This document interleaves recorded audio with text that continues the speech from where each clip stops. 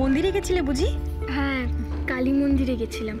আজকে তো কালী পুজো, তাই ঠাম্মির মঙ্গল কামনা করে পুজো দিতে গেছিলাম।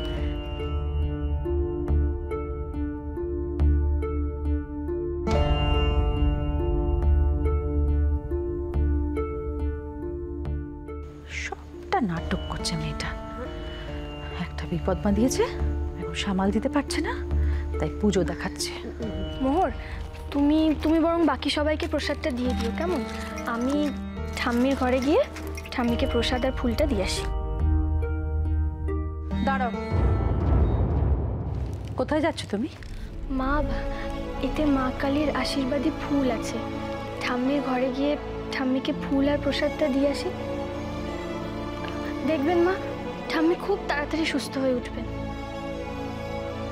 থামো, তোমাকে আর সুস্থ করতে হবে না, যা করার তা তো তুমি করেই দিয়েছো।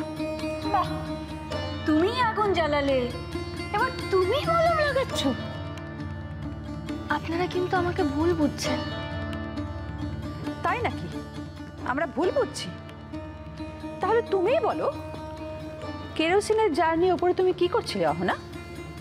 মা, আমি মানে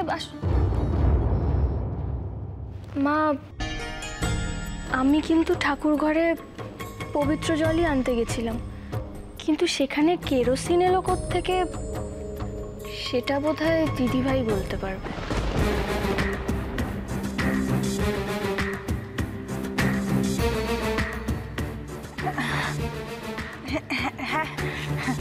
অ্যাকচুয়ালি মা, ভুলটা আমারই হয়েছে। মানে ওই তাড়াহুড়ো করে যেতে গিয়ে না, কোনটা কেরোসিন তেলের চাল আর কোনটা পবিত্র জলের চাল আমি গুলিয়ে ফেলেছি। ওনার কোনো দোষ নেই মা। কেয়া আজ শুধুমাত্র তোমার ভুলের জন্য বাড়ির সবাই অহনাকে ভুল বুঝেছে। তোমার কথাটা আগে বলা উচিত ছিল। অহনা, দোষ যারই হোক না কেন, এখন যুক্তি দেখিয়ে কোনো লাভ নেই, কারণ ঘটনাস্থলে কিন্তু তোকে পাওয়া গেছে। আর ঠাম্মি তোকে পছন্দই করেন না, তাই এই ফুল আর প্রসাদ তুই আমাকে দিয়ে দে, আমি গিয়ে ঠাম্মিকে দিয়ে দিচ্ছি। হ্যাঁ হ্যাঁ, সেটাই বলছো ভালো।